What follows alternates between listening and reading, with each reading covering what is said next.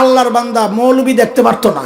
দুনিয়া আছে না কিছু মানুষ দাড়ি টুপিওয়ালা দেখলে চুলকানি শুরু হয়, আছে না? ওই আল্লাহর বান্দা মৌলবি দেখতে পারে না।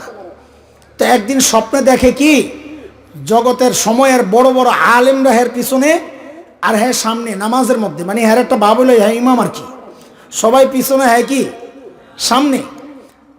ঘুমের থেকে উঠেই তো মহা খুশি, হুজুররা আমারে চিনল না রে, আয় হায় ছেলেরে পাঠাইছে বড় আলেমের কাছে, যা যায় হুজুরে ক আমার বাবে এই স্বপ্ন দেখছে, দেখবি খবর হয়ে যাবে হিংসায়।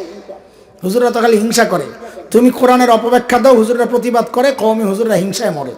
কইতে থাকো, আমাদের জিম্মাদারি আমরা আদায় করতে থাকবো ইনশাআল্লাহ।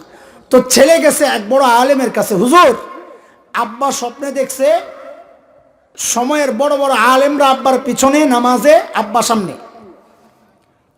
তো হুজুর স্বপ্নের ব্যাখ্যা দিছে, তোর বাবার মরণের সময় হয়েছে। হ্যাঁ কি আশ্চর্য, পোলায় তো মনে মনে কয় দেখছো আব্বাই যে কয় হুজুরের আব্বারে দেখতে পারে না, কথা তো ঠিক। আব্বাই কত সুন্দর স্বপ্ন দেখলো, আর হুজুরে কি ব্যাখ্যা দিল এটা।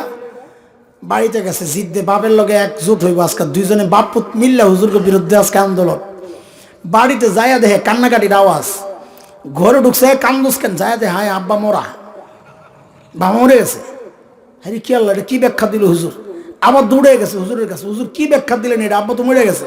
হেইটাই তো দিছি আমি তো বলতেই নাই, ওটা তো কোনো আগা মাথা পাইলাম না। হ্যাঁ এটা বুঝ বুঝ, এটা বুঝার জিনিস।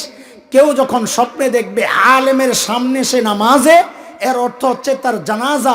কারণ তোমার জানাজা রেডি হইলেই আলেমরা ইমামতি করবে আর তুমি সামনে থাকবা, এছাড়া নামাজে আলেমের সামনে যাওয়ার কোনো সুযোগ নাই। এরে দোস্ত, যখন তুমি নিজেকে আলেমের সামনে ভাববা তো বুঝো তোমার মরণ আর পতনের সময় আসছে। বুঝেন কথা? আর কিছু কমু না, শেষে কান্দাকাটি শুরু করবো হুজুরেরা। থাক তো করে কান্দাইতে চাই না, গোড়ায় হাত দিয়ে, এই জন্যই তো আমরা খারাপ।